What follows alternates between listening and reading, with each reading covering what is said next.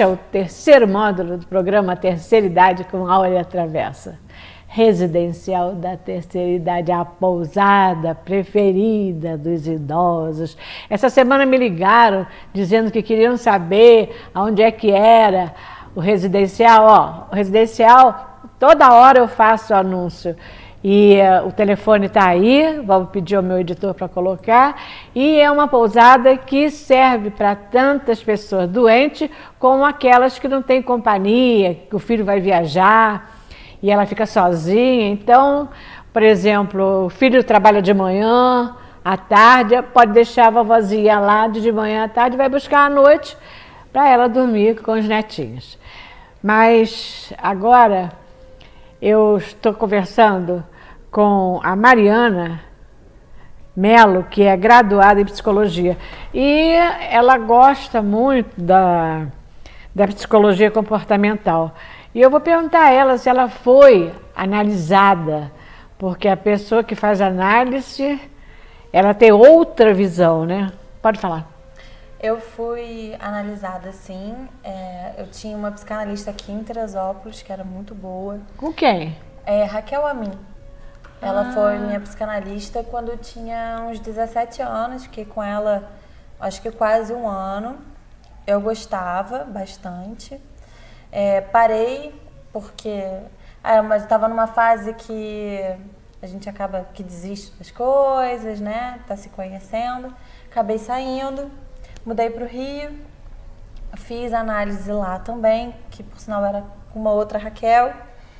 E parei porque cheguei à conclusão de que não queria fazer mais terapia, não tinha necessidade. E aí, num terceiro momento, já com 23 para 24 anos, eu fui fazer terapia novamente com uma psicanalista também no Rio. Só que era um momento que eu precisava de resultados. Eu estava passando por um momento difícil e precisava de uma coisa que me desse que me levantasse, né? E aí me indicaram essa terapia cognitivo-comportamental, que até então eu nunca tinha ouvido falar. E fui, e gostei, tive um resultado muito rápido.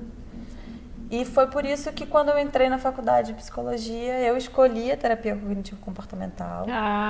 Porque, além de tudo, eu já tinha tido uma experiência com a própria terapia cognitivo-comportamental.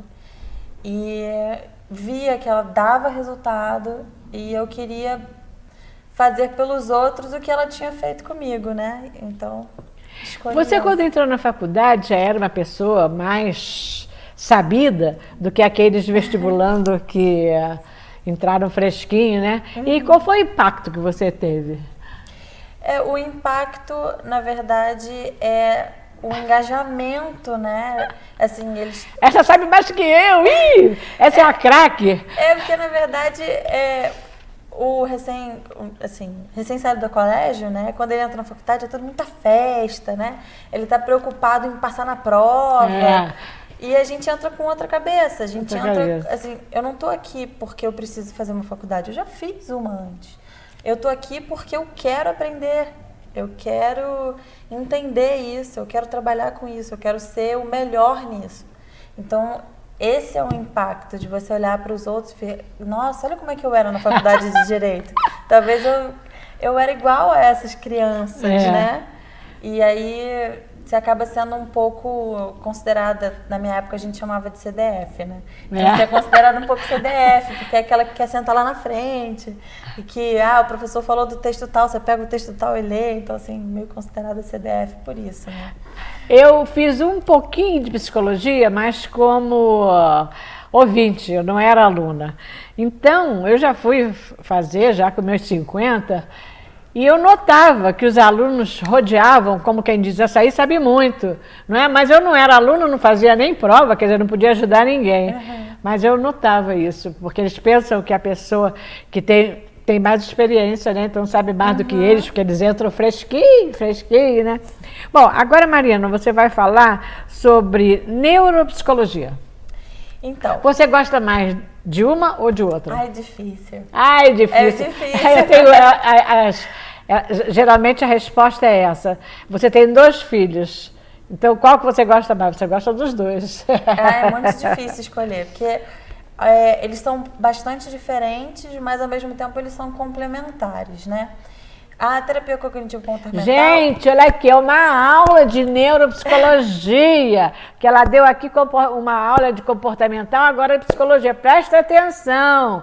E, ó, no meu tempo, não existia psicóloga, não, nem conhecia. Se tivesse problema, tinha que quebrar a cara, sofrer a beça. E agora, as psicólogas que facilitam a gente, porque elas ajudam. Não é? Ajuda você a chegar a uma conclusão do problema que você acha que não tem solução. Pois é. Então, a terapia cognitivo-comportamental, ela é a parte clínica, né? E a avaliação neuropsicológica, o que que é? Ela vai ajudar, por exemplo, num diagnóstico que esteja condizente com alguma lesão no sistema nervoso central ou algum distúrbio do sistema nervoso central, né? Então, vou te dar um exemplo de uma criança que ela começa a apresentar dificuldade de aprender no colégio, e aí o colégio chama os pais e tal, e aí leva no médico, aparentemente, fisicamente, a criança tá bem. E aí o que a gente faz? A gente precisa saber por que essa criança não está desenvolvendo como as outras crianças, né? Então, ela vai fazer uma avaliação neuropsicológica. O que é essa avaliação? A gente vai avaliar toda a parte cognitiva, toda a função cognitiva da criança. Se a atenção está bem, se a memória está bem, se as funções executivas estão bem, planejamento, estratégia. Então, a gente vai fazer todo um aparato de testagens, entrevista, observação, anamnese com os pais, com os cuidadores, para a gente ter ali vamos dizer assim... Mas tem que trabalhar junto com um psiquiatra também, porque pode precisar de remédio. Sim, a gente trabalha direto com o neuro, direto com o psiquiatra. Geralmente eles encaminham pra gente, eles encaminham para avaliação neuropsicológica. O colégio também encaminha. Mas eu dei só um exemplo de criança, não precisa ser de criança. Um idoso, por exemplo, que vai...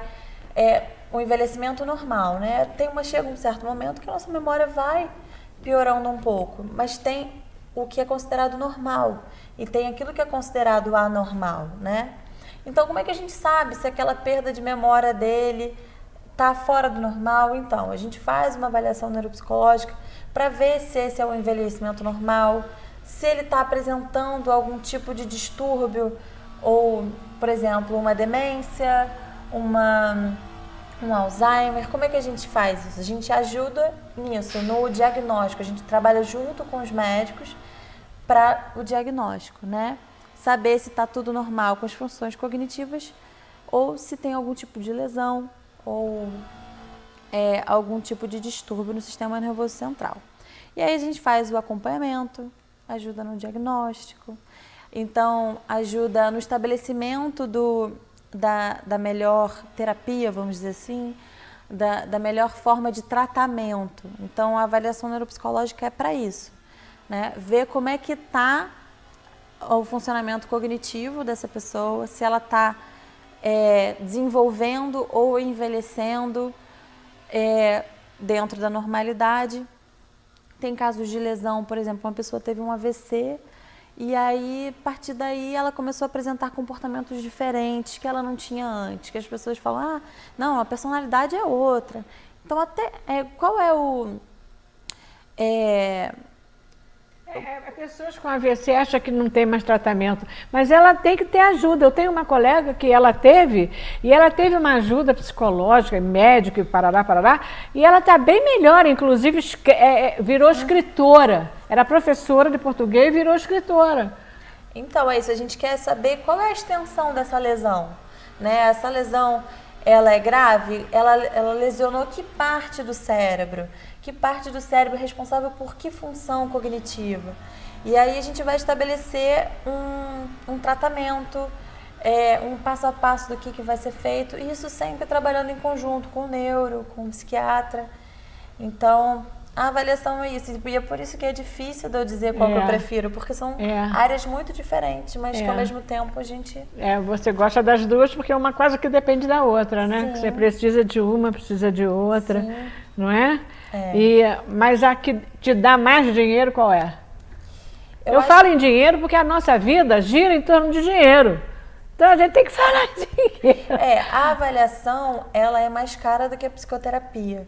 Mas não é simplesmente porque é mais cara, mas é porque ela demanda, além daquelas sessões que você está ali com o paciente, ela demanda a elaboração de laudo, que demora bastante tempo. Você tem que comprar material de testagem. Então, ela não é mais cara simplesmente por ser mais cara, ela tem um fundamento. Então, sim, ela dá mais dinheiro, mas isso não significa que ela seja mais prazerosa. Mas acontece que isso é um trabalho muito complexo. Eu acho que a pessoa, por exemplo, que tem síndrome... E o síndrome do pânico volta? Por exemplo, você deu alta a um paciente, aí 10 anos depois volta. Volta? Então, a gente tem que ir trabalhando... no final, ele está curado do pânico. Você tem que ir trabalhando com ele. Você não pode simplesmente, parou de fazer terapia. Você tem que ir trabalhando com ele. Não pode parar, recaídas. Né? Não, você pode parar, mas você tem que, antes de você parar, você tem que trabalhar a recaída. Porque existe a possibilidade de haver uma recaída, tá? Então, ele tem que saber identificar se ele está próximo de ter uma recaída, se aqueles pensamentos dele voltaram a aparecer. Então, a gente trabalha em preparar ele para uma possível recaída. Mas pode acontecer. Mas se tiver uma recaída, é mais difícil do que se não tivesse... Não, porque se ele já entendeu como é que é o até mais fácil, né?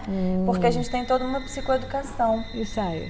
Então, de como é que funciona o modelo. Então, se ele já tem entendimento do modelo, fica mais fácil. Agora, nós vamos passar para coisas engraçadas. Não me deixe que eu já volto. Numa rapidez incrível, depois de nossos comerciais. Por favor!